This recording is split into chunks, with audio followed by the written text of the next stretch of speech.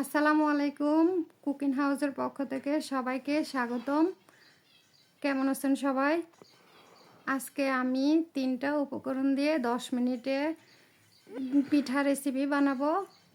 দেখেন, দেখতে পাচ্ছেন কত লোভনীয় হয়েছে। আমার বাসায় সবাই তো অনেক পছন্দ করে এই পিঠাটা। আপনারাও বানায় দেখবেন, খুবই মজা। এই পিঠাটা বানানোর জন্য প্রথমে আমরা চিনি দিব, এরপরে দিব 2টা ডিম। এগুলা ভালো করে মিক্সড করব। ভালোভাবে চিনি গলে যাওয়ার পরে এর মধ্যে সুজি অ্যাড করে দিব। সুজি অ্যাড করব, এরপরে কতক্ষণ ভালো করে মিক্সড করব। চিনি, সুজি, ডিম এগুলা 2 মিনিট ভালোভাবে নেড়ে চেড়ে নিব।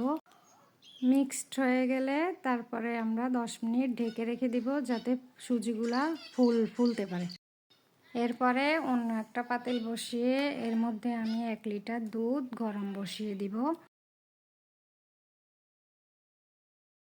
সুঘ্রাণ হওয়ার জন্য আমি 2টো এলাচ থেতো করে দিয়ে দিয়েছি। তারপরে পরিমাণ মতো স্বাদ মতো চিনি দিয়ে দিলাম।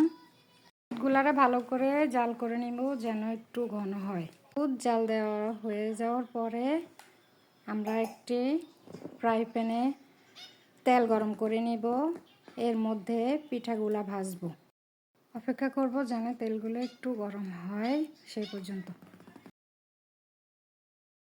এখন দেখতেই পাচ্ছেন যে সুজিগুলা ঢেকে রেখে দিয়েছিলাম 10 মিনিটের জন্য, ওগুলো ফুলে ডাবল হয়ে গেছে। ফ্রাই প্যানে তেল গরম হয়ে গেছে। এখন চামচ দিয়ে এগুলাকে বড়ার মতো তেলে ভেজে নিব।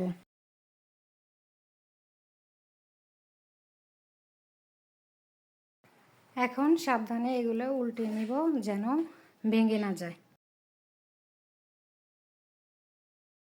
ভাজা শেষ। এখন এগুলোকে আমি একটা কাচের পাত্রে উঠাই নিব।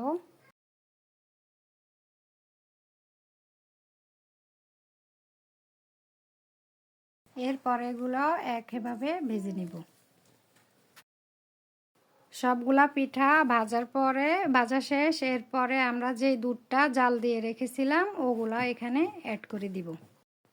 বাস, আমাদের পিঠা রেডি। এবার দুধের মধ্যে 1 ঘন্টায় ভিজাই রাখব।